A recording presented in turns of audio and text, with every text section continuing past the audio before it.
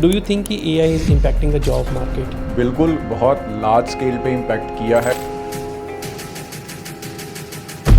How people can use AI in their daily life? AI ने एक normal human को इतनी ज़्यादा पावर दे दी है जो हमने कभी सोची भी नहीं थी। सो आई थिंक 10 बंदों का काम एक AI अकेला कर रहा है। ट्रू 100%। बट बहुत सारे लोग तो डरे बैठे हैं कि मेरी तो जॉब खा गया। पूरा सर्च करने का तरीका ही चेंज होने वाला है। गूगल को जिस तरीके से पहले यूज़ किया जाता था वैसे अब यूज़ नहीं किया जाता है। एक बेटर वे क्या है बात करने का उनसे?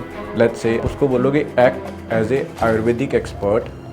ध्रुव राठी, नमस्कार दोस्तों, नमस्कार दोस्तों, नमस्कार दोस्तों, नमस्कार दोस्तों। Popular video AI YouTuber, Fiesta। Bring a tool AI Fiesta, जिसमें सारे टूल्स का कंपैरिजन हो रहा सारे है। टूल हैं। So which tool is best in which area? देखो, अगर तो आती है रिसर्च की बात, so if user is having a Perplexity subscription, तो वो same kind of output generate कर सकता है। ट्रू। और अभी तो एयरटेल ने सभी लोगों को वैसे ही फ्री में दे दी। Mr. Kulwant, as you are expert in image generation and video generation, how exactly image generation work in AI? देखो, image generation works on A diffusion model. देसी लैंग्वेज में समझाने की कोशिश करूंगा कि कैसे काम करता है। Which tools are like really accurate?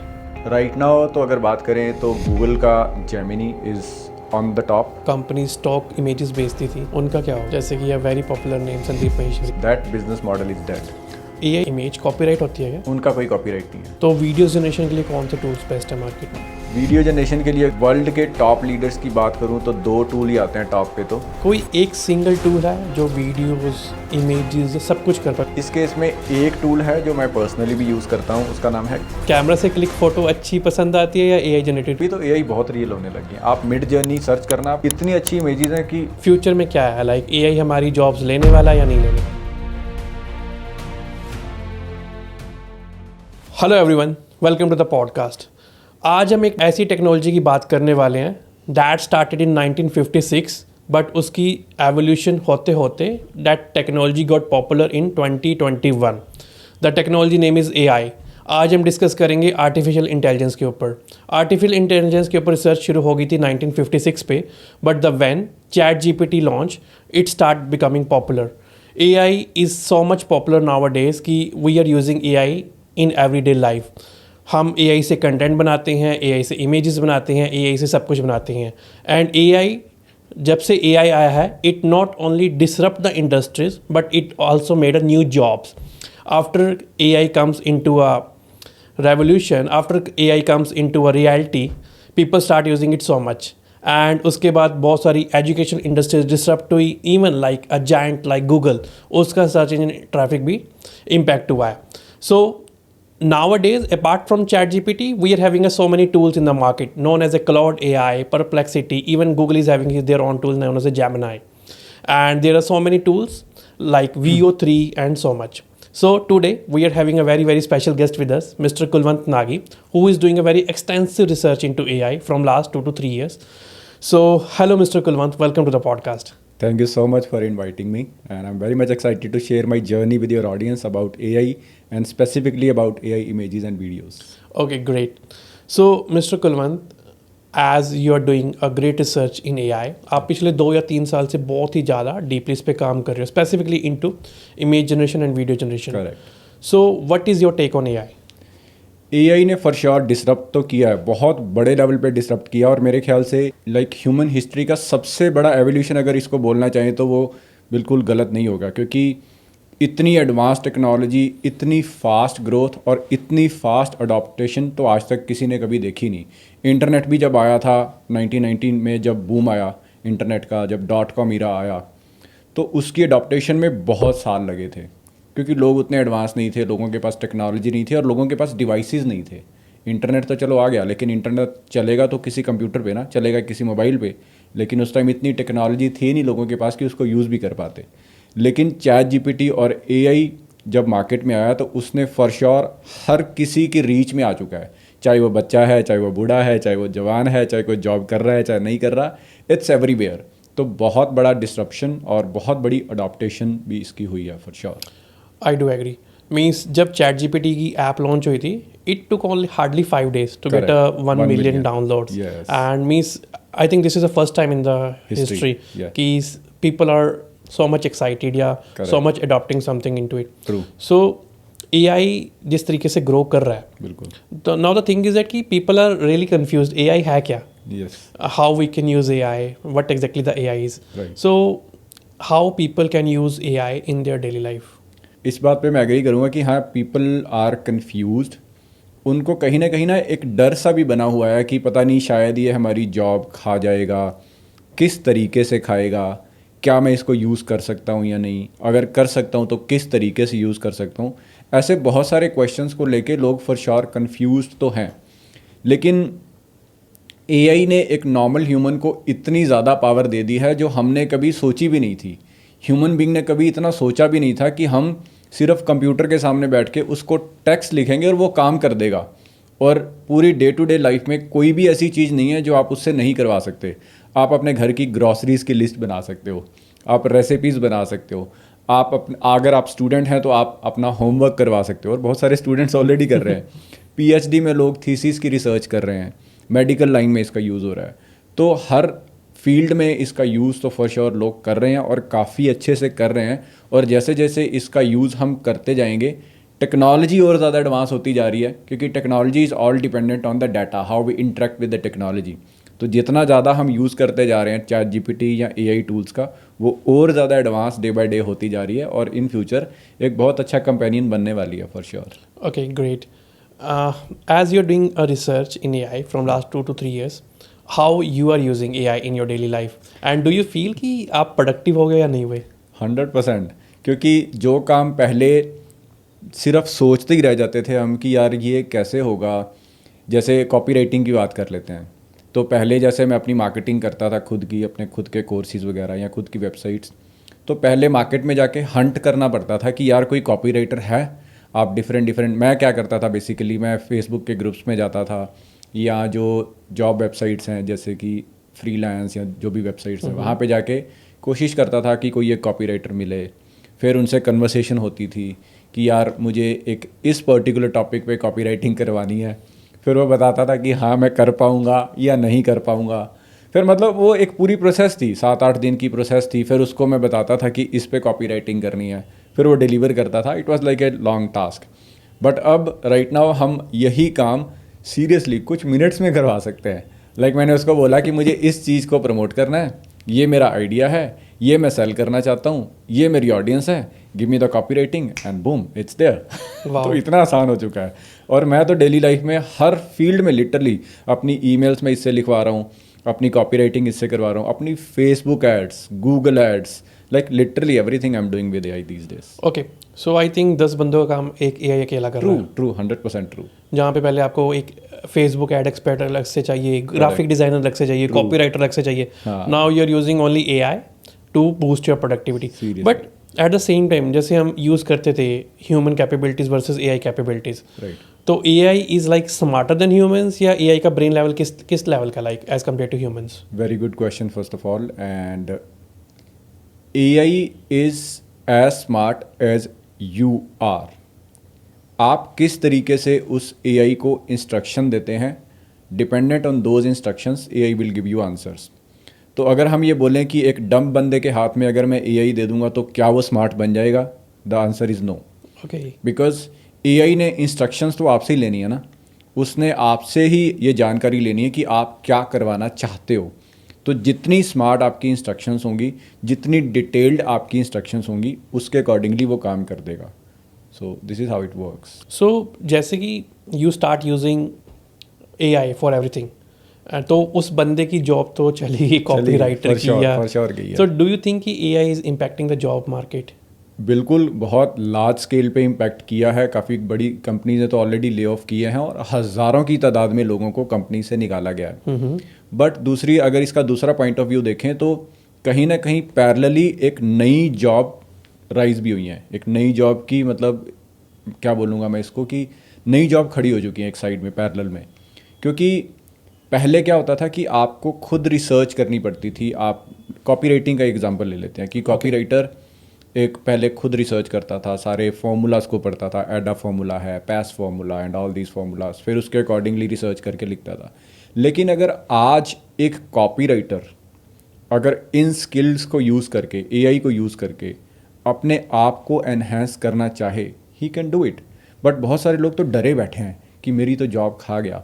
लेकिन जो रियली प्रोडक्टिव लोग हैं, जो रियली फॉरवर्ड थिंकर लोग हैं, वो अपने आप को टेक्नोलॉजी से एडवांस कर रहे हैं और उसके साथ टेक्नोलॉजी के साथ यूज़ करके अपनी सर्विसेज को और ज़्यादा अच्छा बना रहे हैं। क्योंकि फॉर एन एग्जांपल, मैंने अपनी वेबसाइट बनानी है, मैंने उसकी कॉपीराइटिंग करवानी है, तो पहले क्या होता था कि 3, 4, 5 दिन या हफ्ता लग जाता था, जैसे मैंने बात की है। सही में। लेकिन आज के टाइम में अगर कोई एक अच्छा कॉपीराइटर है तो वो अपने क्लाइंट को ये बोल सकता है कि I can deliver you the copy in next 24 hours. तो अब आप क्लाइंट लेवल पे इस चीज़ को सोच के देखो कि जिस चीज़ को, जिस प्रोडक्ट को या जिस डिलीवरी को आपके पास आने में 10 दिन लगने वाले थे, वही चीज़ आपको 24 घंटे के अंदर मिल रही है। फॉर श्योर इम्पैक्ट तो हुआ है, ट्रांसफॉर्मेशन तो हुआ है, और जो लोग इसको अच्छे से यूज़ कर पा रहे हैं वो ज़्यादा पैसा भी कमाएंगे, उनके पास क्लाइंट्स भी ज़्यादा आएंगे। ठीक है, पहले वो काम को 10 दिनों में करते थे, आज वही काम को 24 घंटे में कर रहे हैं। पहले 10 दिनों में 1 क्लाइंट डिलीवर होता था, आज 10 दिन में 10 क्लाइंट डिलीवर हो सकते हैं। सही में। सो फॉर श्योर ग्रोथ तो आई है। हाँ, तो जो एआई का क्वालिटी ऑफ वर्क है, सपोज कॉपी राइटिंग करवाई, तो कॉपी राइटिंग में तो ये होता है कि इट शुड बी पैराग्राइज फ्री, मतलब कि वो कॉपी नहीं होना चाहिए कंटेंट। करेक्ट। तो जो आउटपुट एआई ने जनरेट की है, राइट, उसका क्या ओपिनियन है? लाइक आजकल तो कुछ ऐसे भी पार्सर आ गए हैं दोज हु कैन डिटेक्ट कि ये एआई रिटन है या नहीं है। करेक्ट। एंड उसके हिसाब से गूगल या बहुत सारे एल्गोरिथम्स हैं जो से नहीं रैंक करते, राइट, या नहीं चलता, तो उसका क्या सोल्यूशन है फिर? देखो copy writing is not for ranking first of all. ठीक है, कॉपी राइटिंग कभी भी इसलिए नहीं की जाती कि उसको मैं कहीं रैंक करवाऊँ। Copywriting is directly talking with the customers. So जब भी हम किसी पेज पे कॉपी राइटिंग करवाते हैं, that page is directly shared with the customer, maybe using some direct methods और maybe running some ads. तो वहाँ पर रैंकिंग का तो ना कोई डर है, ना कोई खतरा है, ना कोई घबराने वाली बात है, क्योंकि उसको रैंक तो हम करवा ही नहीं रहे। अब बात करते हैं रैंकिंग की। चलो लेट्स से मैंने कंटेंट लिखा और मैं उसको रैंक करवाना चाहता हूँ, तो यहाँ पर एक थोड़ी सी घबरा देने वाली बात या चौंका देने वाली बात उसको बोलूँगा, ये है कि अभी गूगल खुद कंफ्यूज हुआ पड़ा है, उसको समझ ही नहीं आ रहा कि यार मैं रैंकिंग किसको दूँ। उसका एल्गोरिथम इतनी बुरी तरीके से बिगड़ चुका है कि गूगल को ही नहीं समझ आ रहा कि मैं ये डिटेक्ट कैसे करूं कि ये कंटेंट एआई है या नहीं है। क्योंकि अभी मार्केट में तो ऐसे ऐसे टूल आ गए हैं जो एआई कंटेंट को प्लेगराइज फ्री बना देते हैं, हाँ, ह्यूमनाइज कर देते हैं, है ना। फिर फर्दर उनके ऊपर और कंटेंट आ गए हैं कि जो प्लेगराइज कंटेंट को या ह्यूमनाइज कंटेंट को डिटेक्ट करते हैं। फिर फर्दर उनके ऊपर और टूल आ गए हैं कि ये डिटेक्ट ना कर पाए, जैसे वो एंटीवायरस वाला गेम होता था ना। सही में। सो उस तरीके का कुछ ऐसी रैट रेस शुरू हो चुकी है मार्केट के अंदर कि समझ किसी को ही नहीं आ रहा कि करना क्या है, और उस चक्कर में फॉर श्योर एल्गोरिथम तो डिसरप्ट हुआ है और चेंज हुआ है। करेक्ट। इसी एल्गोरिथम चेंज के ऊपर मैं एक चीज़ ऐड करना चाहूँगा कि जैसे कि सपोज पहले गूगल कंटेंट को रैंक करता था एंड गूगल कुछ सर्च रिजल्ट शो करता था। Now even Google change the way of people start doing using search.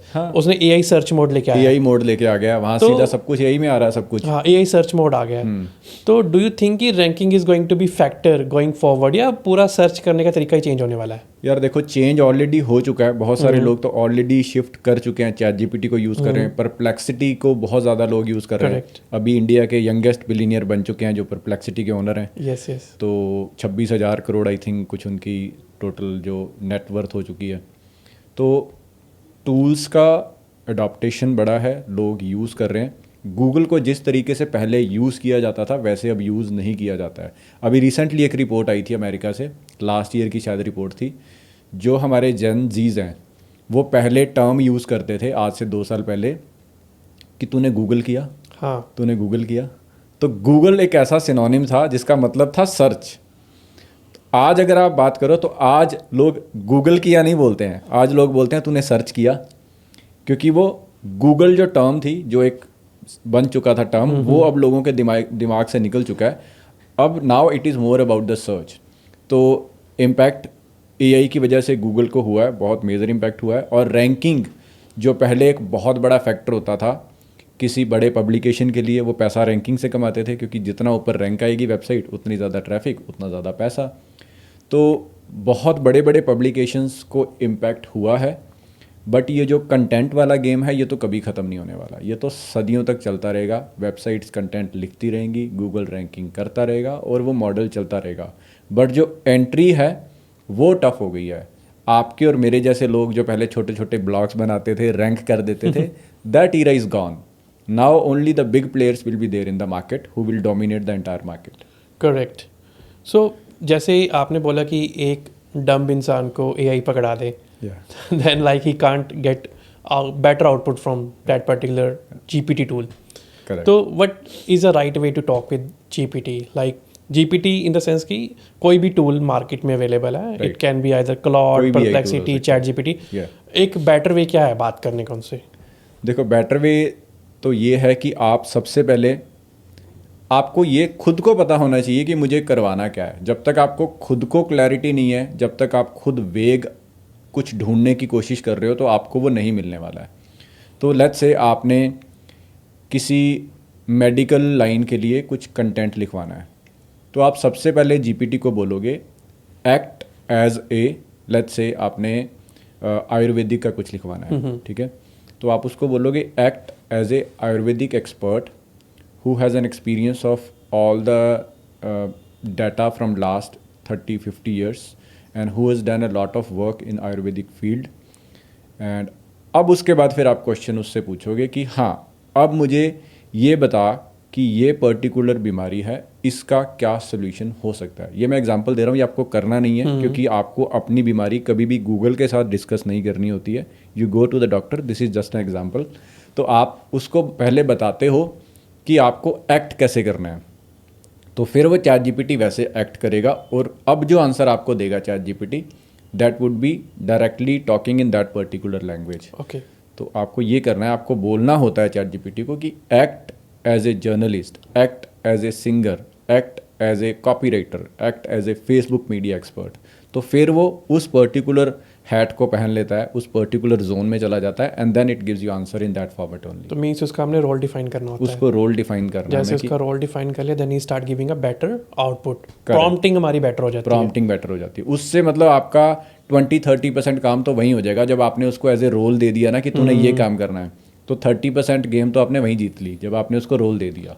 Exactly. I think prompt जितना क्लियर हो सके, हाँ, उतना अच्छा आउटपुट आपको चैट जीपीटी या कोई भी मॉडल देगा. ट्रू. आपको पता होना चाहिए कि ये जो मैं प्रॉम्प्ट लिखवाने जा रहा हूँ, इसका आंसर किस ऑडियंस के लिए होगा, ठीक है, कौन सी ऑडियंस को ये टारगेट करेगा मेरा आंसर, किस टोन में लिखना है. ये भी बहुत इंपॉर्टेंट है, क्योंकि बाय डिफ़ॉल्ट तो चैट जीपीटी किसी भी टोन में लिख देगा. आपको फ्रेंडली टोन में लिखना है, प्रोफेशनल में लिखना है, कन्वर्सेशनल में लिखना है, क्वेश्चन में लिखना है, किस टोन में लिखना है. So you will have to define कि मुझे जो आंसर चाहिए that should be in the conversational tone. आपको फर्दर ये भी डिफाइन करना होता है कि जो आंसर मुझे चाहिए किस ग्रेड का हो, क्योंकि हर कंटेंट की ग्रेड होती हैं, ग्रेड 2, ग्रेड 3, ग्रेड 4, ग्रेड 5. तो जो रीडेबल फॉर्मेट है वो होता है अप टू ग्रेड 5, जिसको हर कोई समझ सकता है. अगर आप चैट जीपीटी को बोलोगे I need the content in grade 9, आप करके देखना एक बार खुद, उसको बोलना कि मुझे ये करवाना है and give me the answer in grade 9. पढ़ के देखना, समझ ही नहीं आएगा क्या लिखा है. Okay. इतना ज़्यादा एडवांस होगा वो कि it would be super difficult to read for a normal human being.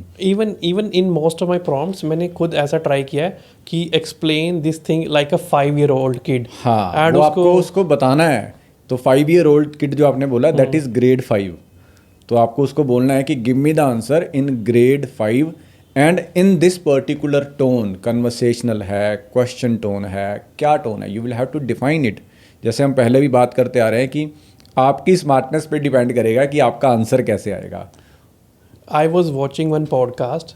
The podcast is between a Freecharge owner okay या क्रेड ओनर, ठीक है, and that podcast was like hosted by Raj Shamani. Okay. तो उनमें से the guest was talking about कि मैं अपने chat GPT को बोलता हूँ कि ask me a question and ask me about my personality. He is doing reverse engineering. Then chat GPT ने कुछ क्वेश्चंस पूछे, right, then like he gave answer to those question. Then उसने chat GPT को बोला कि rank me among the people, कि मेरे को टॉप 1% में आना है, तो मेरे को रैंकिंग करो कि मेरी रैंकिंग क्या है, कि मैं कहाँ पोजीशन कर रहा हूँ. राइट. देन उस रैंकिंग डिफाइन की. Then he gave the chat GPT command की अब मेरे क्वेश्चंस इस तरीके से, मेरे को इस तरीके से आंसर दो ताकि मैं 1% में आ सकूं. Like he totally reframe the chat GPT answering model कि मेरे को इस तरीके से अब आंसर चाहिए कि मैं अब टॉप 1% में आ सकूं.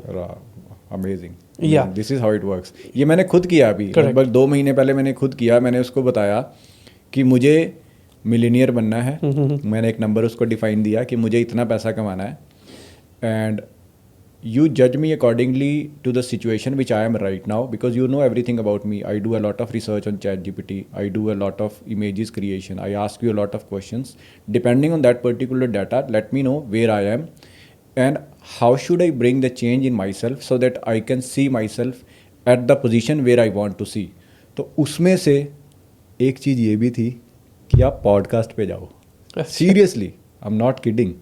Okay. So ChatGPT suggested me that you should start going to more podcast so that more people are watching you, and ultimately they perceive you as an expert, as an authority, and then that will position you at a point where you want to see yourself in next 2 years. Wow. That happened. Means sometimes ChatGPT can be your mentor, your guru also. True, 100% true. Okay, wow. Thanks for sharing this story. Market में बहुत सारे tools हैं. People are confused. जैसे ना भी like Dhruv Rathi, a popular blogger, popular video YouTuber, AI Fiesta. bring a tool AI Fiesta, जिसमें सारे tools का comparison हो रहा है. सारे टूल हैं। And I think that is a great idea, but I think execution might not be that much great according to me, because this is आपसे उसके memory space है या जो भी limitations हैं. But still there are a lot of tools in the market. I think आपने सभी use किए होंगे. ChatGPT है, Claude है, Perplexity है, Gemini है. बहुत है, true. बहुत सारे हैं. बहुत है। So which tool is best in which area? देखो, अगर तो आती है रिसर्च की बात, Correct. उसमें तो है cloud. It's amazing, it's super amazing, क्योंकि जिस लेवल की थिंकिंग क्लाउड कर पा रहा है ना, उस लेवल की थिंकिंग ChatGPT नहीं कर पा रहा है। मैं जैसे मेरे कुछ यूट्यूब पे चैनल्स हैं where we create the reels on multiple topic. जैसे हमारा हेल्थ का एक चैनल है where we talk about various health problems and how to fix them. तो मैंने वो सेम स्क्रिप्ट ChatGPT को बोला कि तू लिख के दे, सेम स्क्रिप्ट क्लाउड को बोला कि तू लिख के दे। दोनों के आउटपुट में ज़मीन आसमान का फ़र्क था। जिस तरीके से क्लाउड बात कर रहा था, जिस तरीके से क्लाउड कन्वर्सेशन कर रहा था, मैं इवन क्लाउड को इतना तक भी बोलता हूँ कि मुझे इस पर्टिकुलर टॉपिक पे यूट्यूब पे वीडियो बनानी है, तो मुझे फुल ऑन कन्वर्सेशनल टोन में आंसर दे मेरा, और विद एग्जांपल्स। तो वो जिस लेवल पे बात कर पा रहा है क्लाउड, उस लेवल पे तो कोई और टूल कर ही नहीं पा रहा है। ChatGPT की बात करें, ChatGPT काफ़ी केसेस में अच्छा है। नॉर्मल ट्रिवियल टास्क करवाने के लिए, जैसे कोई ईमेल ड्राफ्ट करवानी है आप करवा सकते हो, किसी रिलेटिव को कोई happy anniversary, happy like birthday या कुछ भी भेजना है, उसके आप मैसेजेस लिखवा सकते हो। लेकिन अगर डीप थिंकिंग की बात आती है तो cloud is the winner for sure. Okay. तो Claude is good in deep thinking या कॉपी राइटिंग? दोनों में अच्छा है। ओके. कॉपी राइटिंग में भी रिजल्ट्स काफ़ी अच्छे आते हैं। तो अभी रिसेंटली मेरे साथ केस हुआ कि मैंने कोई ईमेल लिखवानी थी जहाँ पर मैंने पूरा कॉन्टेक्स्ट डिफाइन किया क्लाउड को कि ये मेरी ऑडियंस है, इस ऑडियंस को मैं ईमेल भेजना चाहता हूँ, ये मेरा कंटेंट है जो मैं इस पर्टिकुलर ईमेल में लिखना चाहता हूँ और मुझे लिख के दो। तो मेरे केस में मुझे ChatGPT ने बहुत बेटर, बहुत ही ज़्यादा स्ट्रक्चर्ड वे में आंसर दिया एज़ कम्पेयर टू क्लाउड। तो अगर आप मेरे से पूछना चाहो कि कौन सा टूल मुझे यूज़ करना चाहिए, तो मैं तो ये बोलूँगा कि try everything, try every tool in the market and you जज इट कि कौन सा टूल आपको रिजल्ट दे रहा है जो आप देखना चाहते हो। डीप थिंकिंग, जैसे मैंने पहले भी बोला, डीप थिंकिंग के केस में cloud is the winner, but you should try all the tools. अब जैसे परप्लेक्सिटी है, perplexity offer all the tools. Perplexity में क्लाउड का मॉडल भी है, GPT मॉडल भी है, and AI image generation model भी है। करेक्ट। तो जो मॉडल किसी एक्सटर्नल टूल के साथ आ रहा है, परप्लेक्सिटी के साथ आ रहा है, तो वो भी उतना ही कैपेबल है या क्लाउड को स्पेसिफिकली क्लाउड में जाके यूज़ करे तो वो ज़्यादा बेटर आउटपुट देता है? नहीं, कैपेबिलिटी आर सेम, क्योंकि at the back and API की इज़ वर्किंग। तो API की से तो डाटा तो वही आ रहा है जो वहाँ आपको एक्चुअल टूल में मिलेगा। ठीक है। So if user is having a Perplexity subscription, तो वो same kind of output generate कर सकता है with in his perplexity account. True. और अभी तो एयरटेल ने सभी लोगों को वैसे ही फ्री में दे दिया है। एग्जैक्टली। हाँ, तो परप्लेक्सिटी का यूज़ बेस तो इतना बढ़ गया, इसीलिए तो यंगेस्ट बिलियनियर बन गया। यूज़र्स इतने बढ़ गए हैं, डाटा इतना आ गया उनके पास। अभी उन्होंने खुद का एक ब्राउज़र लॉन्च किया है, कॉमेट ब्राउज़र लॉन्च किया है। तो हाँ, अगर परप्लेक्सिटी आपके पास है तो आपके पास तो ऑलरेडी सारे टूल्स हैं। Okay, amazing. So do you use Claude itself, or you're using also from a third I'm party? also using Perplexity. Okay, great. So Mr. Kulwant, as you are expert in image generation and video generation, Yeah. तो how exactly image generation work in AI? देखो, image generation works on A diffusion model. Example देने की कोशिश करूँगा, आपको समझाने, देसी language में समझाने की कोशिश करूँगा कि कैसे काम करता है। कि आपने सबसे पहले एक इमेज लिया जो कि एक बहुत ही शार्प, बहुत ही हाई क्वालिटी का इमेज है। आपने उसमें एक नॉइस लेवल ऐड किया तो थोड़ी सी वो ब्लर हो जाती है। फिर आपने थोड़ा सा और नॉइस लेवल ऐड किया, थोड़ी और ब्लर हो जाएगी। You keep on adding the noise level in that particular image until you are unable to recognise कि एक्चुअल इमेज कौन सी थी। अगर पूरी नॉइस ऐड कर देंगे तो पता नहीं लगेगा ना कि क्या इमेज थी। जो इमेज जनरेशन का मॉडल है AI इमेजेस का, वो इससे रिवर्स काम करता है। सबसे पहले वो एक रॉ डाटा को डिफ्यूज़ करता है और फिर यूज़र से जो इनपुट आया, यूज़र ने बोला कि 2 cows playing in the park for an example. तो सबसे पहले उसके माइंड में एक डाटा गया कि मुझे 2 काव बनानी है और एक पार्क बनाना है जो ग्रीन होना चाहिए। तो वो अपने इनपुट में स्टडी करेगा कि मुझे एक पार्क बनाना है और उसको डिफ्यूज़ कर देगा। This is called diffusion model. फिर वो पूरे इंटरनेट पे सर्च करेगा या अपनी मेमोरी में सर्च करेगा कि काव कैसी दिखती हैं। Then it will start creating the cow images. So this is how it works. वो सबसे पहले डिफ्यूज़ करता है, उसमें फिर और पिक्सल्स डालता है, फिर उसमें और पिक्सल्स डालता है। It keeps on adding the pixel until it gets the real image. Okay, तो इसमें कई बार ऐसा होता है कि suppose if we are using certain prompts और वो कुछ ऐसा बना रहा है कि जो रियलिस्टिक ही नहीं है, हाँ, तो बन उन जाता है। चीज़ों को कैसे फिक्स कर सकते हैं? उन चीज़ों को जैसे पहले बोला कि हमें खुद को स्मार्ट होना है कि आपको क्या आउटपुट चाहिए। AI को नहीं पता है कि आप क्या बनाना चाहते हो। तो आप जितना, कई बार होता है क्योंकि अभी तो हेलिसिनेट करता है AI, है ना। हम कुछ भी कई बार इनपुट कुछ देते हैं, आउटपुट कुछ और ही दे देता है वो, है ना। कुछ रिलेटेड ही नहीं होता उस चीज़ से। तो उस केस में आपको बस दोबारा से जाके प्रॉम्प्टिंग करनी है, मे बी थोड़ा सा और डिफाइंड, थोड़ा सा और रिफाइंड प्रॉम्प्टिंग करनी है ताकि आपको आउटपुट मिल जाए। कोई भी इमेज जनरेशन टूल है, उसमें अभी कोई लिमिट, जैसे कि रिसेंटली नरेंद्र मोदी का एक स्पीच आई थी। Okay. Narendra Modi saying that कि 95% people in the world are right hand and AI left hand कभी जनरेट ही नहीं करता इमेज की, कोई लेफ्ट हैंड से लिख रहा है। एंड इस हिसाब से जैसे कोई यूरोप का कोई भी टूल है जो यूरोप में बना है या वहाँ बना है, करेक्ट। तो जैसे वहाँ पे हम बोलेंगे कि हमें एक क्रिकेट प्लेइंग पर्सन की इमेज चाहिए, हाँ। वहाँ पे क्रिकेट पॉपुलर नहीं है, Right. तो वो क्रिकेट की जगह बेसबॉल इमेज बना देते हैं। नहीं, ऐसा तो नहीं करता। आई थिंक ऐसा नहीं करेगा वो, क्योंकि पूरी दुनिया के जितने भी AI टूल्स हैं उनको वर्ल्ड डाटा पे ट्रेन किया गया, पूरी दुनिया के डाटा पे ट्रेन किया गया। Okay. ऐसा नहीं है कि यूरोप वाला AI टूल सिर्फ यूरोप के डाटा पे ट्रेंड है। बट आई थिंक ट्रेनिंग कहीं ना कहीं तो हर किसी टूल की लगी होती है। नहीं, देखो, डाटा तो उन्होंने पब्लिकली अवेलेबल जो डाटा है उससे ट्रेनिंग लिया है। ओके, अभी देखो, आप सभी लोगों को पता है कि गूगल दुनिया का सबसे बड़ा सर्च इंजन है। करेक्ट। तो गूगल जब भी कोई टूल मार्केट में लॉन्च करता है, गूगल ने जेमिनी लॉन्च किया, गूगल ने VO2 लॉन्च किया था पहले, फिर VO3 अभी चल रहा है। वो सबसे ज़्यादा स्मार्ट क्यों है? कभी सोचा किसी ने कि ये टूल सबसे स्मार्ट क्यों है? इतना अच्छा आउटपुट। अभी नैनो बनाना आया, पूरी दुनिया को शेक कर दिया उसने। नैनो बनाना इतनी रियल इमेजेस दे रहा है कि आप सोच भी नहीं सकते। कैसा, हाउ इज़ इट पॉसिबल कि बाकी टूल्स नहीं कर पा रहे हैं, गूगल ने कर दिया। रीज़न बीइंग क्योंकि भाई गूगल के पास डाटा ही इतना है, गूगल के पास इमेजेस ही इतनी ज़्यादा है उसके डाटाबेस में। आपकी सारी इमेजेस तो वहाँ जाती हैं गूगल के पास। गूगल सारी इमेजेस को क्रॉल करता है, इंडेक्स करता है और उसके डाटाबेस में स्टोर हो जाती हैं। Correct. तो गूगल के पास यूट्यूब का डाटा है, पूरी यूट्यूब की रेपोजिटरी से ट्रेन किया उन्होंने। जो इनका VO3 मॉडल आया, तो VO3 को उन्होंने यूट्यूब की रेपोजिटरी से ट्रेन किया, which is like trillions of TB, पता नहीं कितने TB का डाटा है वो, उस डाटा से ट्रेन किया। तो आउटपुट तो क्रेजी होगा ही उस केस में। Okay, great.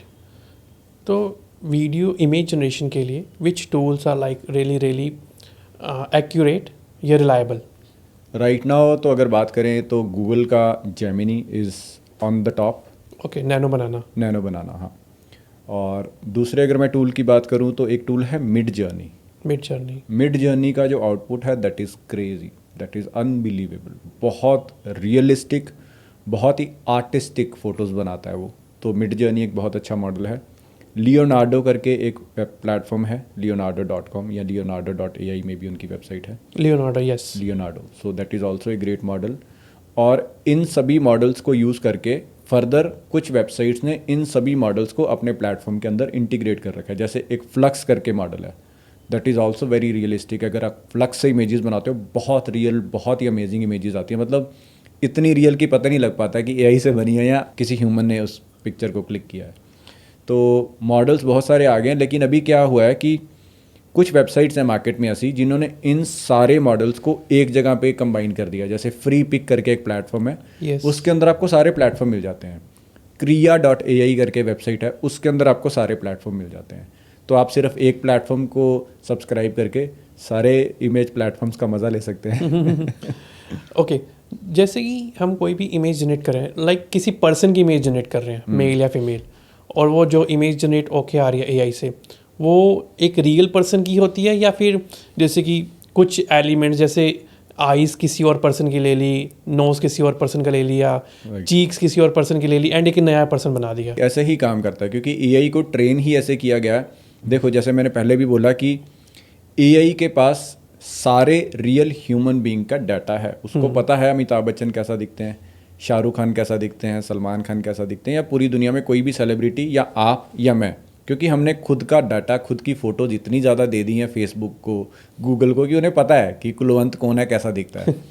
तो अब एआई के पास चैलेंज ये है कि जब वो फ़ोटो बनाए, जब वो डिफ्यूज़न मॉडल स्टार्ट हो, तो वो किसी रियल पर्सन की फ़ोटो ना हो, क्योंकि ऑलरेडी उनके पास पूरी दुनिया के लोगों का डाटा है, सभी के फेस की नॉलेज है। तो जो आउटपुट जब आएगा तो वो रियल पर्सन का तो नहीं आएगा कभी भी। That is always different, always, like in 99.999% cases it is always different.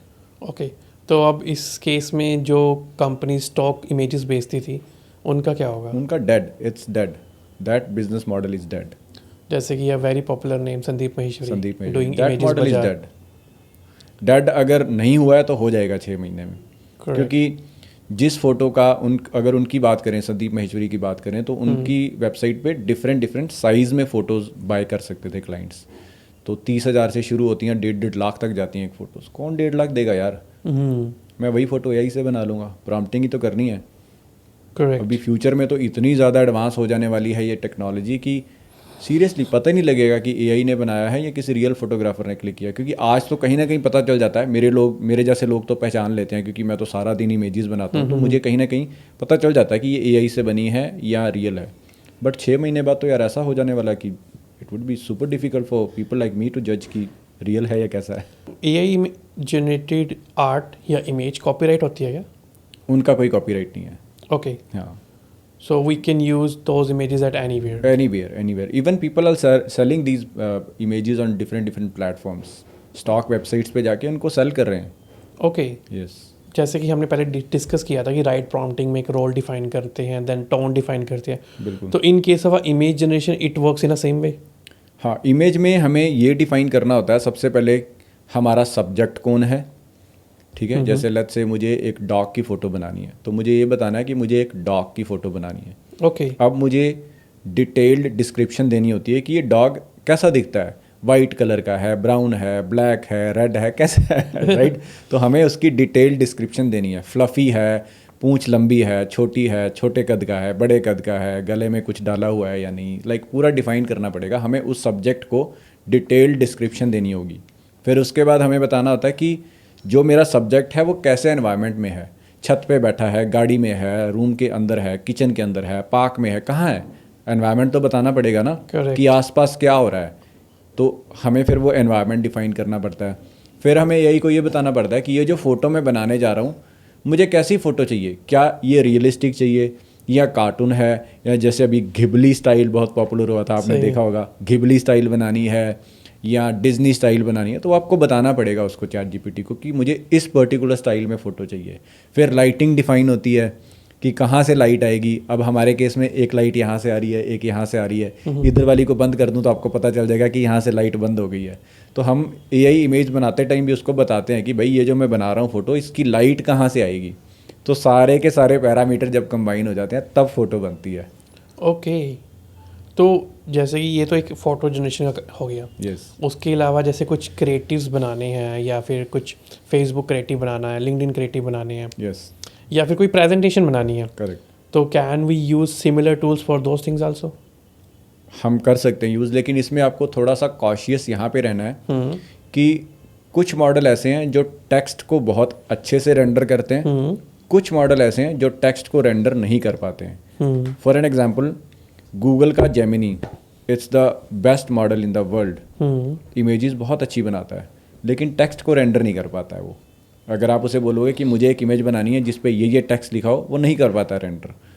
तो जब भी आपको टेक्स्ट रेंडर करवाना है, आपको चैट जीपीटी यूज़ करना है, क्योंकि चैट जीपीटी दुनिया का बेस्ट मॉडल है टेक्स्ट रेंडरिंग के लिए। तो जिस भी फ़ोटो में बहुत ज़्यादा टेक्स्ट है वो आप हमेशा और हमेशा बनाओगे चैट जीपीटी से। जिस फोटो में टेक्स्ट नहीं है, you can go with any tool, mid journey, Gemini या किसी भी टूल से बना सकते हो। तो यहाँ आपको थोड़ा सा कॉशियस रहना है कि मुझे आउटपुट कैसा चाहिए, टेक्स्ट के साथ है या विदाउट टेक्स्ट है।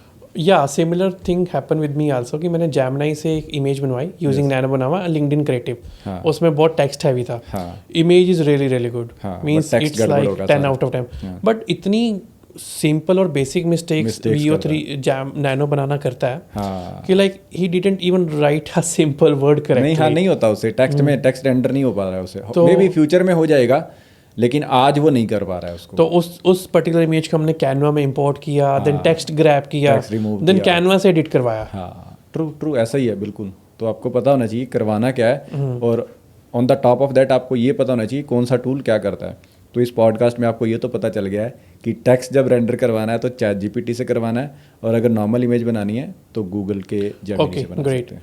Now if we go to video generation part, तो वीडियो जनरेशन के लिए कौन से टूल्स बेस्ट है मार्केट में? वीडियो जनरेशन के लिए अगर वर्ल्ड के टॉप लीडर्स की बात करूं तो 2 टूल ही आते हैं टॉप पे। तो first is Google VO3 right now, जो कि बहुत अच्छी इमेजेस बना रहा है। अभी लास्ट वीक सोरा 2 अनाउंस किया है चैट जीपीटी की तरफ से ही। Okay. ओपन एआई की टीम ने सोरा 2 that is creating unrealistic videos, बहुत अमेजिंग। ओके और दूसरा एक टूल है, सोरा तो चलो अभी आया है, अभी वो टेस्टिंग में है, बट फर्स्ट इज़ गूगल का VO3, second is cling AI, that is a Chinese tool. Chinese tool, yes, Okay. Cling AI। तो उसका आउटपुट, उसमें जो ऑप्शंस हैं कि आप ये तक डिफाइन कर सकते हैं कि मेरा जो सब्जेक्ट मूव करेगा उसके सामने कैमरा कैसे मूव करेगा, कैमरा ऐसे आएगा आगे से या ऐसे ऊपर की तरफ जाएगा। You can define the camera angles कि मुझे इस तरीके का कैमरा चाहिए, मुझे फोकस में चाहिए, ब्लर में चाहिए, like everything you can define in cling AI। So that is like world winner. Okay ठीक है। तो जैसे कि different tools in the market, कोई एक सिंगल टूल है जो वीडियोस, इमेजेस या सब कुछ कर पाए? Because there is a cost to everything correct. And AI tools are I think really expensive. Like Expensive तो है। एक टूल 2 टूल तो यूज़ करें तो इट्स ओके, Yep. बट एक पर्टिकुलर टास्क करने के लिए 10 टूल्स यूज़ करने पड़ रहे और मार्केट में टूल्स की भंडार हो गया। भंडार हो गया, And हर एक- दिन कोई नया टूल आ रहा है या market एक टूल चूज़ करना बहुत कंफ्यूजिंग हो गया, और क्या होता है कुछ टाइम बाद एक टूल डंप हो जाता है। में। मीन्स उसे एक सिंपल सी चीज़ भी नहीं होती। नहीं समझ आता। हाँ, तो what is a best way कि हम एक टूल सस्ते में भी यूज़ कर पा रहे हैं AI और एफिशिएंटली भी कर पा रहे हैं? इस केस में एक टूल है जो मैं पर्सनली भी यूज़ करता हूँ, उसका नाम है Krea.ai, स्पेलिंग है KREA.ai। ओके उस टूल के अंदर सारे इमेजेस के मॉडल्स हैं। गूगल का नैनो बनाना है, फ्लक्स है, जो भी डिफ्यूज़न मॉडल है, स्टेबल डिफ्यूज़न है, जो भी सारे मॉडल आते हैं इमेजेस के, सारे उसके अंदर हैं। Okay. मिस्टिक मॉडल है उसके अंदर। और वीडियो की बात करें उसके अंदर तो आपको VO3 मिल जाता है, क्लिंग मिल जाता है, हेलो मिल जाता है, रनवे मिल जाता है। मतलब जो भी टॉप वीडियो जनरेशन के टूल हैं सारे उसके अंदर मिल जाते हैं। मेरे ख्याल से $30 पर मंथ के आसपास उसकी कुछ कॉस्टिंग है। Okay. You get everything in $30 per month, but सभी की कुछ ना कुछ लिमिट्स होंगी। So when you start increasing your plan, multiple plans हैं उनके, $30, $70 ऐसे डिफरेंट प्लान्स हैं। तो आपकी रिक्वायरमेंट के अकॉर्डिंगली आप बड़ा प्लान बाय कर सकते हैं और एक ही टूल के अंदर सारा काम कर सकते हैं।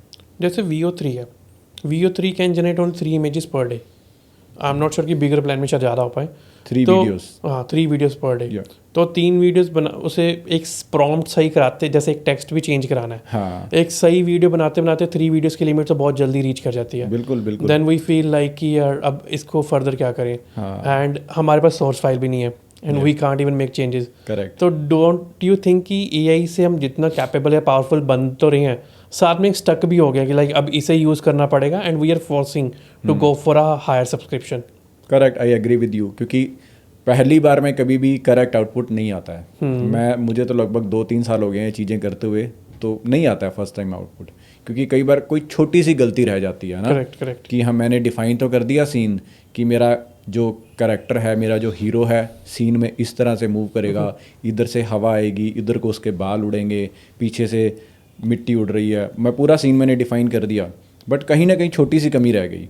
तो उस छोटी सी कमी को दूर करने के लिए फॉर श्योर प्रॉम्प्ट दोबारा जाएगा, पूरी रेंडरिंग दोबारा होगी, तो उसमें कॉस्टिंग तो देखो आपकी पड़ेगी। तो हाँ, थोड़ी सी लिमिटेशन कहीं ना कहीं है अभी राइट नो, बट अगर आप ट्रेडिशनल वे से इसको कंपेयर करें, अगर वैसे मैं ये शूटिंग करने जाता, किसी लोकेशन पे जाता है ना, पहले वहाँ पे मिट्टी उड़ाते उसके लिए अलग से टीम चाहिए थी, फिर मेरा जो कैरेक्टर चल रहा है उसके बाल उड़ रहे हैं तो बाल उड़ाने के लिए मुझे अलग से टीम चाहिए थी, है ना, ब्लोअर चाहिए था वहाँ पे, कैमरा मैन चाहिए था वहाँ पे, पूरी टीम चाहिए थी। मैं गाड़ी पे जाता, पहले गाड़ी का तेल भी लगता, पेट्रोल लगता, डीजल लगता है ना, तो वो कितना खर्चा था। लेकिन यहाँ पर आप सिर्फ एक प्रॉम्प्ट दोबारा लिख रहे हैं और I think it's good, it's okay. ठीक है, no I do agree with you, like एक रियलिस्टिकली तो बहुत ज़्यादा काम इजी हो गया। हाँ, बट कहीं ना कहीं हाँ, वो जब प्रॉम्प्टिंग गलत हो जाती है तो वो प्रॉम्प्टिंग से ही सही होगी, तो उसमें तो फिर एक्स्ट्रा पैसा लगता है। And what is a users perception, जैसे आप 2-3 साल से कर रहे हो, काफ़ी बंदों से आप शेयर भी करते होगे ना ऐसा content, what is a user perception? बंदों को वही कैमरा से क्लिक फोटो अच्छी पसंद आती है या एआई जनरेटेड पसंद नहीं, अभी तो एआई बहुत रियल होने लगी है। आप मिड जर्नी सर्च करना, आप खुद जाके सर्च करना मिड जर्नी इमेजेस, इतनी अच्छी इमेजेस हैं कि सीरियसली बता भी नहीं पाओगे कि ये एआई है या रियल है। सीरियसली हम लाइक नहीं definitely means we are into same industry and हमने तो डेली बहुत अमेजिंग फोटोज आती हैं मिड जर्नी की, अनबिलीवेबल। ठीक है, अब apart from image generation, video generation and copy writing, और हम क्या कैपेबिलिटीज़ हैं एआई की? सोशल मीडिया का कंटेंट आप प्लान कर सकते हैं, इवन आप रील्स जो बना रहे हैं उनकी रील्स की पूरी रिसर्च कर सकते हो। आप उसको ये बोल सकते हो, जैसे मेरे केस में मैं क्या करता हूँ, मैं टॉपिक देता हूँ एआई को, बोलता हूँ कि मुझे 5 हुक्स दे। ओके, क्योंकि किसी भी वीडियो में सबसे इंपॉर्टेंट इज हुक। पहले 3 सेकंड यूज़र को रोक लिया तो रोक लिया आपने, अदरवाइज उसने तो स्क्रॉल कर देना है न्यूज़ फीड, वो बैठा ही स्क्रॉल करने के लिए तो 3 सेकंड होते हैं आपके पास, सिर्फ 3 सेकंड में रोक लिया तो रोक लिया। तो सबसे पहले मैं हुक्स लिखवाता हूँ मेरी वीडियोस की कि मुझे पहले 3 सेकंड में क्या बोलना है। उसके बाद मैं बोलता हूँ कि मेरा पूरा फ्लो डिफाइन कर कि मुझे इस टॉपिक पे बात करनी है, क्या क्या मैं कहाँ पे टच करूँ, कौन कौन से पॉइंट मुझे टच करने चाहिए, और जब मैं वीडियो ख़त्म करूँ तब मुझे क्या बोलना चाहिए। तो ये सारी चीज़ें करवा रहे हैं लोग, मैं भी करवा रहा हूँ, and you can also do the same. और इवन ये पॉडकास्ट के क्वेश्चंस भी हम प्लान कर सकते थे अगर हम चाहते हैं कि पूरे के पूरे एआई को बोलते हैं कि हमने एक पॉडकास्ट करना है, इसके सारे क्वेश्चन लिख दे, इट कुड डू दैट। सही में। एंड आई थिंक मैं रिसर्च में अपना एआई बहुत यूज़ करता हूँ, even for copy writing also. But अब क्या हो रहा है कि जैसे मान लो कि एआई का कुछ आउटपुट आया, स्टार्टिंग में जब वी स्टार्ट यूजिंग डैट तो काफ़ी अच्छा लगता था, बट काफ़ी जर्नल हो गया चैट जीपीटी का कंटेंट बार बार देखे। और अब कई बार तो ऐसा लगता है कि chat GPT is not giving that ideas, शायद हमारे आइडियाज़ हमारे पास बेटर है, ह्यूमन आइडियाज़ है कुछ। Do you feel the same? And कभी ऐसा हुआ है? हो जाता है कई बार ऐसा, बट उसमें सिर्फ आपको एक छोटी सी लाइन लिखनी होती है, give me this idea once again by thinking out of the box. Okay, तो तब फिर वो सारी जो भी उसके पास डाटा है उस सारी इंस्ट्रक्शंस को डिस्कार्ड कर देता है, जो भी उसकी मेमोरी में डाटा है, जो भी आपने उसको फीड किया है उसको डिस्कार्ड करते हुए then it start thinking out of the box, then it gives you different ideas. ये मैं करता हूँ, बहुत बार करता हूँ। ओके, तो आई थिंक एआई का एक और भी यूज़ है to generate UIs, UI UX, उसमें भी like AI is like quite capable to make certain, मतलब कि not basic level of UI, at least जो रिप्रेजेंटेबल हो।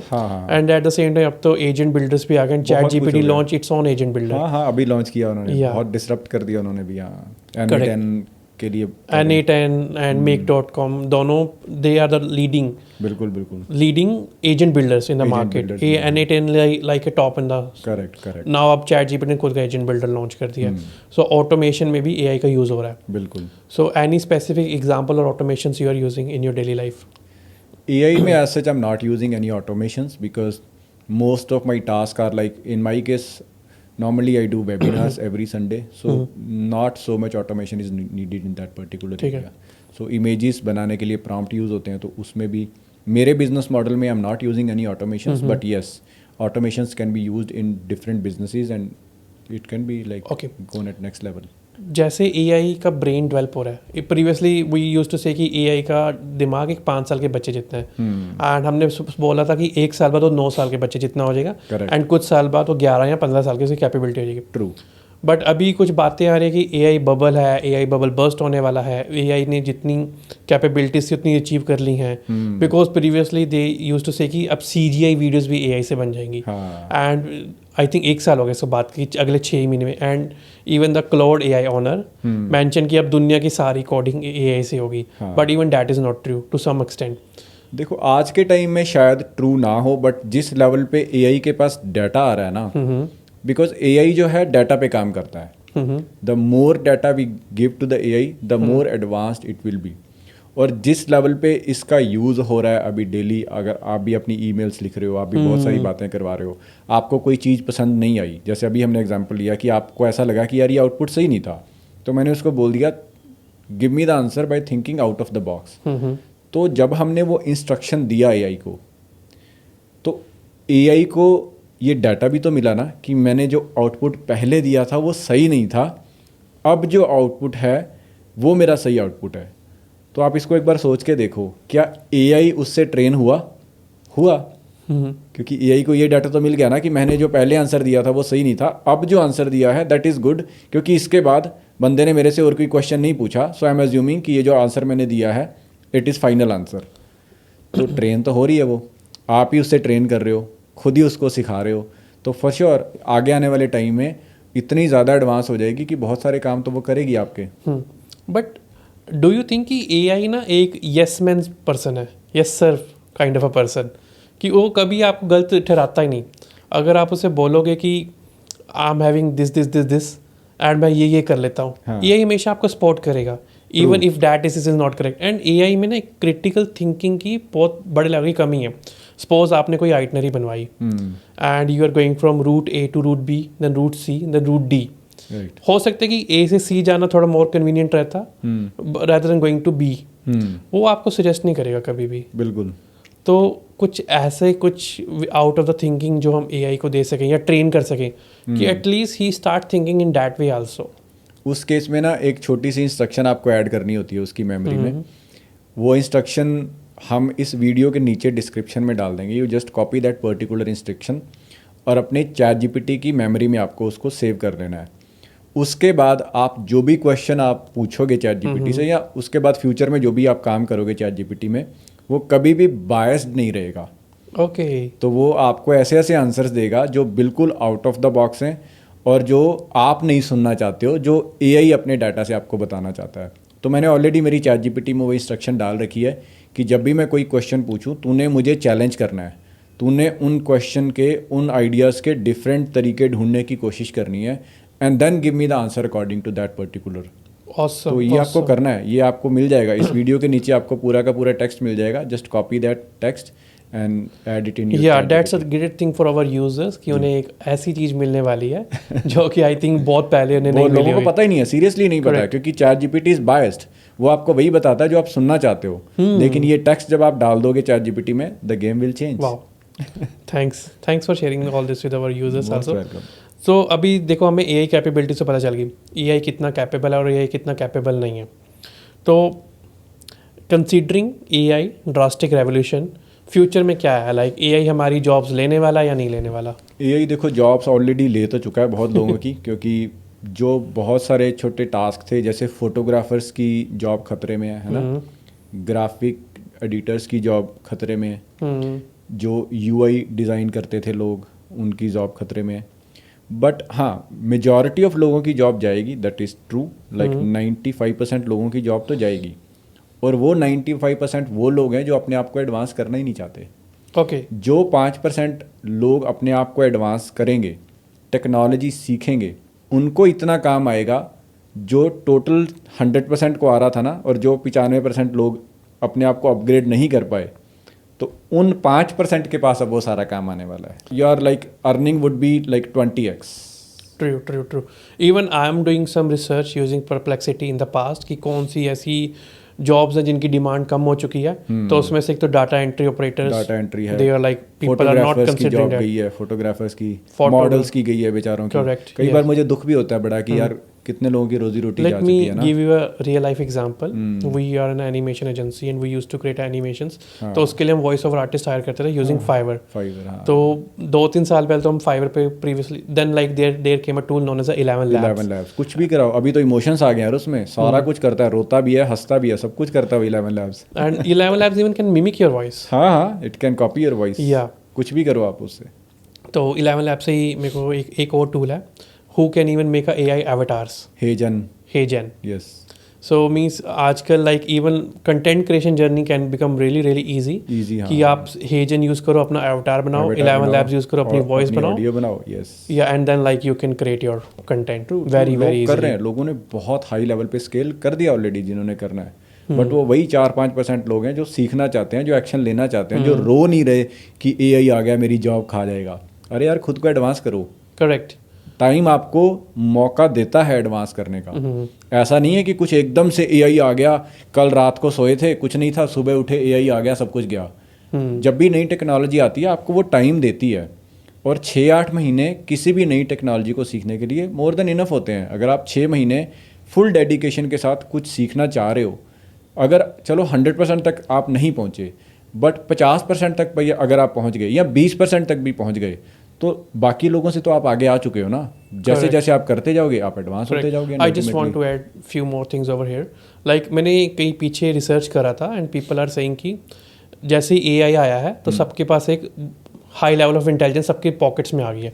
Everyone is enough intelligent. अब वो डिपेंड करता है कि आप AI यूज कैसे कर रहे हो। ट्रू। एंड नाउ मीन्स एक पहले होता था कि you should be a master of one skill. I think अब वो शायद चेंज नहीं इम्प्लीमेंट करेगी. And the thing is like कि we should have become multitasker in certain fields. तो जितनी चीज़ें AI पे डिपेंडेंट हैं IT रिलेटेड, डेफिनेटली वो तो इम्पैक्ट होने वाली है. But on the other side जो नॉन AI या नॉन टेक्निकल थिंग्स हैं, like a job of a electrician, job of a plumber, वो नहीं जाएंगी, and job of a mentalist या फिर साइकोलॉजिस्ट. करेक्ट. सो उनकी डिमांड बहुत ड्रास्टिकली बढ़ने वाली है. उनकी बढ़ने वाली है. वो जॉब कोई नहीं ले सकता. एक प्लम्बर की जॉब अब AI आपके आके आपका नल तो चेंज करने वाला नहीं है ना, आपकी फ्लश तो नहीं चेंज करने वाला, ठीक करने वाला. ऑन अ कॉन्ट्रारी एक AI को रन करने के लिए जो इलेक्ट्रिसिटी चाहिए या फिर जो वाटर सप्लाई चाहिए, that is huge. That is huge. And इतनी ह्यूज है कि it can even cause a environmental impact. True at some extent. But जब भी कोई नई टेक्नोलॉजी आती है ना, तो उस टाइम में जब रिसोर्सेज यूज होते हैं वो बहुत हाई होते हैं. ठीक है. जैसे जैसे टेक्नोलॉजी एडवांस होती जाएगी, जो रिसोर्सेज हैं उनकी रिक्वायरमेंट कम होती जाएगी, क्योंकि टेक्नोलॉजी एडवांस हो रही है. जो काम पहले आज से 10 साल पहले जो डाटा हम 2 GB के कार्ड में स्टोर करते थे, छोटा सा कार्ड आता था ना 2 GB का, आज उसी साइज में 1 TB का कार्ड आ रहा है यार.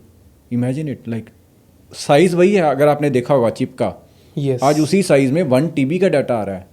तो जो रिसोर्सेज थे उसको यूज करने के लिए वो किस लेवल पे इंक्रीज हुए हैं आप कैलकुलेट करके देखो. करेक्ट. आज के टाइम में for sure I agree with this कि AI को रन करने के लिए जो रिसोर्सेज हैं, जो पावर है, GPU की पावर है या जो भी आपने बात की, बहुत ज़्यादा यूज़ हो रहा है. बट इन फ्यूचर वो कम होगा, क्योंकि टेक्नोलॉजी सेल्फ एफिशिएंट होती जाएगी and ultimately it will start using less resources.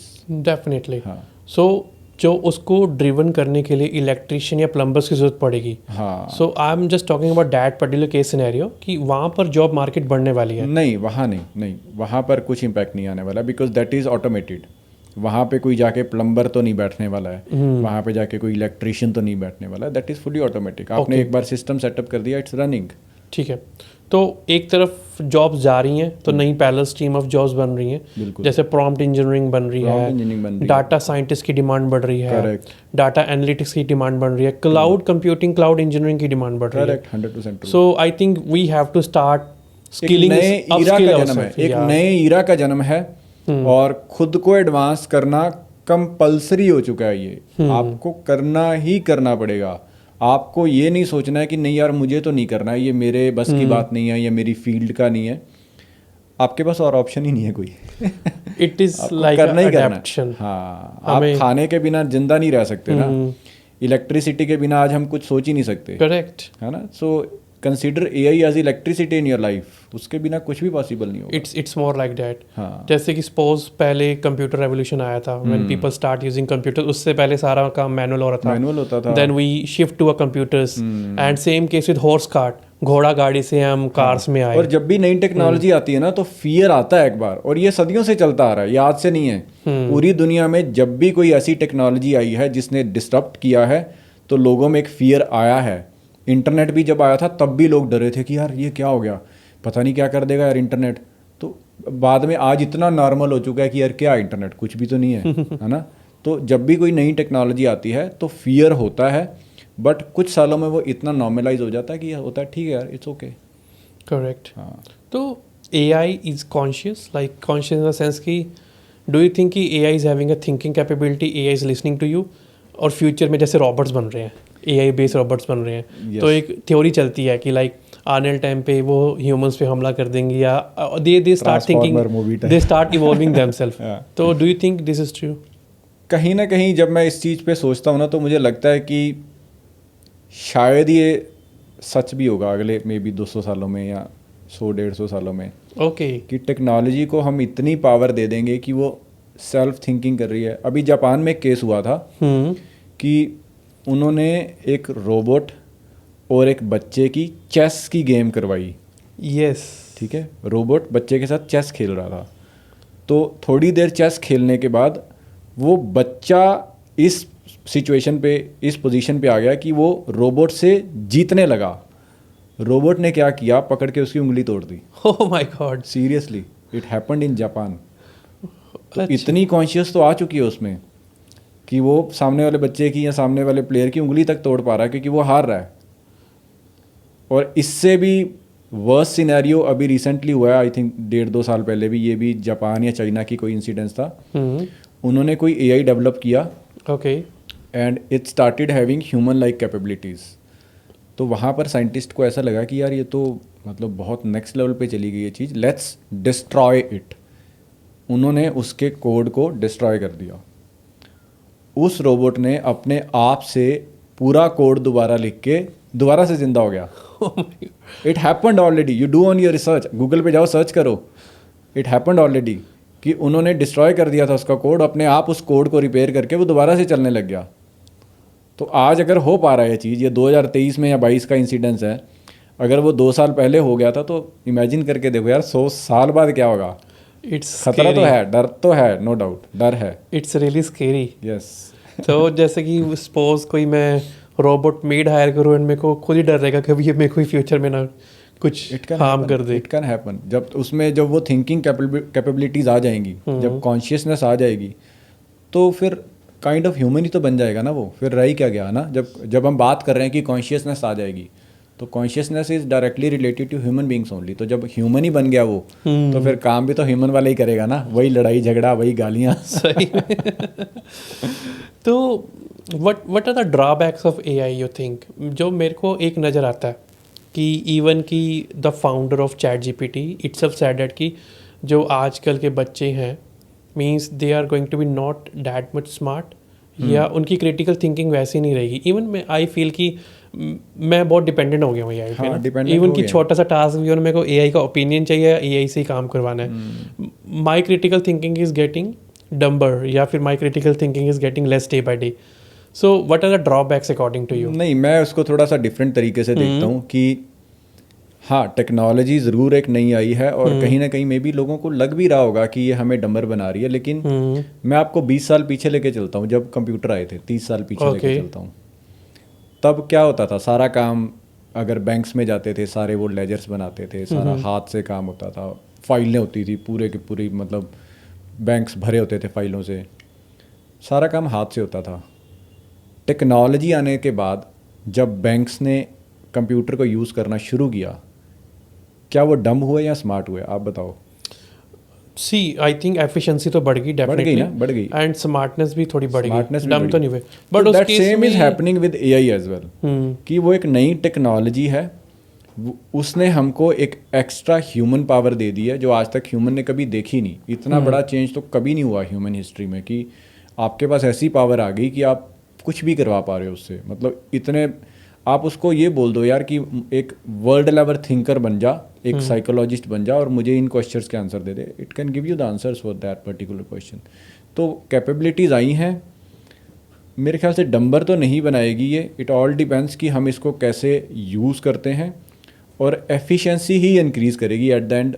I don't think it will make human dumber. Okay, so in terms of if we talk about future या jobs या सब कुछ market scenario and everything, वैसे तो हम बहुत discuss कर ही रहे हैं थ्रू आउट दिस पॉडकास्ट, तो how the things will change, like आने वाले टाइम पे एक एआई जर्नलिस्ट बनना बेटर है या स्पेशलाइज इन वन स्किल बनना बेटर है? यार देखो, एआई तो इतने बुरे तरीके से इंटीग्रेट हो जाएगा हमारी लाइफ में कि आपके पास ऑप्शन ही नहीं है और कोई। तो आपको बस एआई को अच्छे तरीके से सीखना है, लेकिन फिर भी कुछ नहीं, बहुत सारी स्किल्स ऐसी होंगी जो एआई नहीं कर सकता है ना। अगर मुझे आपके साथ बात करनी है, मुझे आपको कोई सांत्वना देनी है, तो एआई नहीं दे सकता यार। वो आपके कंधे पे हाथ रख के आपको नहीं बोल सकता कि यार ठीक है तनुज, हो जाएगा, कोई बात नहीं। तो वो कहीं ना कहीं जो ह्यूमन लेवल की इंटरेक्शन है या ह्यूमन लेवल की कॉन्शियसनेस है, उस लेवल पे तो कभी भी नहीं जा पाएगा ये, कभी भी नहीं, नेवर एवर। आने वाले 1000 सालों में भी नहीं जा पाएगा, है ना। और अगर चला भी गया, लेट्स से कि एक रोबोट को आपने इतनी पावर दे दी कि वो जब आप दुखी हो आपके कंधे पे हाथ रख के बोल रहा है कि तनुज कोई बात नहीं, सब कुछ ठीक हो जाएगा, इट्स ओके। बट आपको एज ए ह्यूमन तो पता ना कि ये रोबोट है ना, ये प्रोग्राम्ड है ये बोलने के लिए, ना तो उसमें वो फीलिंग्स हैं, है ना, ना ही उसमें वो उस लेवल का डिवोशन है आपके लिए कि आपको वो पूरा कर पाए। तो मेरे ख्याल से उस लेवल पे तो चीज़ें नहीं जाएंगी। बट टू अ कॉन्ट्रेरी, जो चैट लेवल पे एआई कैपेबिलिटीज़ हैं बात करने की, एंड कुछ लोग तो लाइक एआई डेटिंग शुरू कर दिया है। द थिंग इज दैट कि पीपल स्टार्ट मेकिंग एआई अवतार, नॉट अ अवतार, just a AI chatbot, and उससे वो बात करते हैं एंड दे फील लाइक कि वो किसी ह्यूमन से बात करें, एंड दे फील लाइक कि दे डोंट नीड एनीवन। कुछ ऐसे भी केसेस आ रहे हैं। अरे अभी बहुत खतरनाक केस हुआ है ऐसा। एक टीनेजर 19 साल का लड़का अपने फ्लैट में डेड मिला। ओके। तो पेरेंट्स को तो हुआ कि यार हमारा बच्चा तो बिल्कुल सही था, ऐसा कैसे हो गया कि मतलब अपार्टमेंट के अंदर डेड पड़ा हुआ है। तो उसके सारे कंप्यूटर, सारे फ़ोन वगैरह खंगाले गए कि ये करता क्या था। तो जब उन्होंने करते करते उसकी चैट पे पहुंचे, वो चैट जीपीटी या कोई भी एक टूल यूज़ करता था, आई थिंक टूल का नाम था चाय करके कुछ टूल था, चाइनीज़ टूल ही था कोई। ओके। तो उसके साथ वो एज ए कंपेनियन बात कर रहा था। उस टूल के साथ वो एज ए फ्रेंड बात करता था कि आज मेरी लाइफ में ये हुआ है, आज मेरी गर्लफ्रेंड ने ऐसा बोला या मेरे फ्रेंड ने ऐसा बोला, मुझे क्या करना चाहिए, क्या करना चाहिए। तो वो एआई टूल जो था उसको रोज़ कुछ ना कुछ सजेस्ट करता था कि ये कर ले, वो कर ले, ठीक है। तो वो बंदा उस टूल पे इतना ज़्यादा डिपेंडेंट हो गया कि उसको ही अपना माई बाप मान लिया कि ये जो बोल रहा है इट इज़ फाइनल। फिर उसकी लाइफ में एक ऐसा मोड आया उस लड़के की लाइफ में, जब वो बहुत ज़्यादा फ्रस्ट्रेटेड था, तो उसने टूल के साथ जाके बात की कि बहुत ज़्यादा फ्रस्ट्रेटेड हूँ, मैं क्या करूँ। टूल ने पता क्या जवाब दिया? मर जा। ओह माय गॉड। मर जा, तो तेरे पास और ऑप्शन ही नहीं है कोई। और वो बंदा सच में मर गया। ये हुआ है रिसेंटली। तो आई थिंक जो chat GPT, Gemini, I think they don't use such kind of a things. Even कि कुछ हार्श भी हो ना तो बोल देते हैं कि हमारे टर्म्स एंड कंडीशन के अगेंस्ट है। हाँ। तो हम भी कुछ ऐसा रिकमेंड नहीं करेंगे, हम कोई ऐसी बात नहीं करेंगे। But Chinese tools are not having that restriction. So AI tool can be used as a propaganda किसी कंट्री में कुछ ऐसे करवाने के लिए। ट्रू कैन बी यूज्ड क्योंकि अभी तो कोई रेगुलेशंस कुछ नहीं है ना, कुछ भी किया जा सकता है। करेक्ट। हाँ, और कोई लॉज नहीं है। एआई टूल अभी इतने एडवांस नहीं हुए हैं कि वो इतने लॉज बना पाए कि मोहाली में क्या लॉज हैं, है ना, या चंडीगढ़ के क्या लॉज हैं, या हरियाणा के मतलब किसी भी छोटी सिटी के क्या लॉज हैं। इतने एडवांस नहीं हुए हैं टूल्स अभी। वहाँ पहुँचने में भी बहुत साल लगेंगे। करेक्ट। तो प्रोपेगेंडा फैलाए जा सकते हैं, बहुत कुछ किया जा सकता है इनसे। सो मतलब कि in short AI is having both pros and cons. अगर मैं वैसे बताऊं, there is another instance where a lady send a screenshot, उसने फोटो भेजी अपनी किसी बॉडी पार्ट की, and she was pregnant and she was just taking consultation from chat GPT. तो चैट जीपीटी ने उसे बोला कि stop everything and go to your doctor immediately. कि यहाँ मेरे से मत पूछ. हाँ, मतलब कि उसने कुछ ऐसा डायग्नोस किया कि कहता कि ये सिम्टम्स नज़र आ रहे हैं, ऐसा कुछ हो सकता है. एंड वो डॉक्टर के पास इमीडिएटली गए एंड डॉक्टर टोल्ड कि आप सही टाइम पे आ गए, अगर आप 1 या 2 दिन लेट आते maybe you might not be living any more.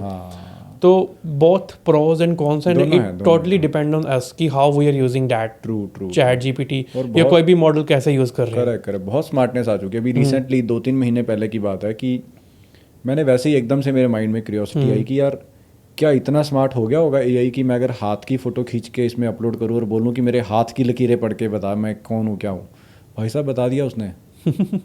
फिर मैंने क्या किया, देखो डिफरेंट चीज़ें होती हैं, एक होती है एस्ट्रोलॉजी, एक होती है न्यूमेरोलॉजी, है ना. हाँ करेक्ट. तो फिर मैंने क्या किया, मैंने दोबारा से चैट जीपीटी खोला एक नए टैब में. वहाँ पे मैंने उसको अपना डेट ऑफ बर्थ दिया, अपना टाइम दिया, टाइम ऑफ बॉर्न, कि बता भाई मेरे बारे में क्या है, कौन हूँ मैं, क्या करता हूँ, क्या मेरा फ्यूचर है. बता दिया भाई साहब उसने. मैंने दोनों का कंपेयर किया, इट वाज लाइक 99% सेम. मतलब मेरे हाथ की लकीरें तक पढ़ पा रहा है वो. आप खुद करके देखना, जो भी आप इस वीडियोस को देख रहे हो, अपने हाथ की फ़ोटो खींचना, चैट जीपीटी में अपलोड करना और उसको बोलो tell me about me by reading my palm lines. So astrologers' jobs are also not safe. It's gone. It's gone. Numerology, astrology, it's gone. So actual में ऐसा कौन सा काम है जो बचेगा जो इंसान कर पाए? बहुत सारे काम तो सीरियसली खा जाएगा, बहुत सारी जॉब तो. हाँ. So now I think we can conclude this topic. So according to me, ChatGPT is having both pros and cons. And Nvidia के ओनर ने एक लाइन बोली थी, which is really really true, कि AI is not going to take your job, but the person who is using AI is going to take your job. 100% true. So guys, you have to upskill yourself, you have to upgrade yourself. अपने skills ऐसे बनाओ, means if you are a businessman or if you are like doing any kind of a business, definitely use ChatGPT, use AI. You will definitely get a boost or productivity in your business. But if you are a service provider, तो ChatGPT या जो भी AI tools है, they are impacting more of a service provider, not of a businessman. If you are a service provider, then integrate AI capabilities into your services. आप copywriting करते हो, start doing AI copywriting.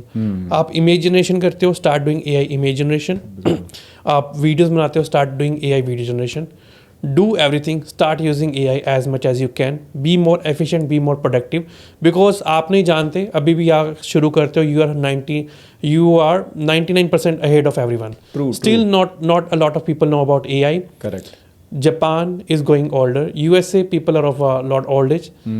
Even कि USA is like leading AI nowadays, but still they are not aware that much as an Indian you can do. बिल्कुल. So just start learning yourself, start upskilling yourself. अगर आप एक चीज़ में lag कर रहे हो तो using AI, maybe AI can fill that gap and you can be that much capable. यहाँ पर मैं कुछ ऐड करना चाहूँगा थोड़ा सा, कि अगर आपको किसी सिचुएशन में ऐसा लग रहा है ना कि शायद मैं खुद AI नहीं सीख पाऊँगा या मुझे पता ही नहीं है मैं कैसे यूज़ करूँ AI के, तो यार मार्केट में ट्रेनर्स हैं. You just find the right mentors, find the right trainers. Search करो, अपना रिसर्च करो, यूट्यूब पे जाके सर्च करो. बहुत सारे प्लेटफॉर्म है, स्किल शेयर है, काफ़ी सारे प्लेटफॉर्म है, तो उन पे जाके मेंटर्स ढूंढने की कोशिश करो. Do your research about that person. ये बहुत ज़रूरी है, ठीक है, क्योंकि मार्केट में जैसे AI इंक्रीज़ होता जा रहा है ना, स्कैम्स बहुत हो रहे हैं. कोई भी उठ के AI ट्रेनर बन रहा है ना, कि मैं ये सिखा दूंगा, वो सिखा दूंगा, N8N सीख लो, इमेजेस सीख लो, वीडियो सीख लो. खुद को आता नहीं है, लोगों को सिखा रहे हैं. So find the right mentor, do your proper research about the mentor. जो भी आपने पर्सन फाइनलाइज कर लिया कि हाँ मुझे इससे सीखना है, तो ये आपकी ड्यूटी है कि आप सारा चेक करो कि उसकी प्रेजेंस क्या है. क्या वो इंस्टाग्राम पे है, अगर है तो क्या करता है, क्या वो यूट्यूब पे है तो क्या करता है, कितने सालों से कर रहा है, कितने लोगों को इम्पैक्ट कर चुका है, उसका बोलने का तरीका क्या है, उसका डिलीवरी का तरीका क्या है. You verify everything and once you are having full conviction कि हाँ यार इस बंदे से तो मैं सीख सकता हूँ, go and then make him your mentor and then start learning. This is the right way to do the things. Very well said, Mr. Kulwant. And I think आपने जो बात बोली है ना, that is really 110% true. And हम हर podcast में ये बात हमेशा डिस्कस करते हैं कि सपोज अगर कोई भी हमारा गेस्ट आ रहा है and they are expert in something, then every time they use to say this कि आप पहले वेरीफाई करो, बिल्कुल देन आप डिसाइड बिल्कुल करो। आपको ऐसा पॉडकास्ट सुन के ये नहीं विश्वास कर लेना कि बंदा पॉडकास्ट पे आया कुछ बढ़िया ही होगा, he may be a scammer as well, सही, ट्रू, है ना। Okay, very well. Thank you so much for your time. It's really, really nice discussion with you. Thank you for And having thanks a lot. Thank you.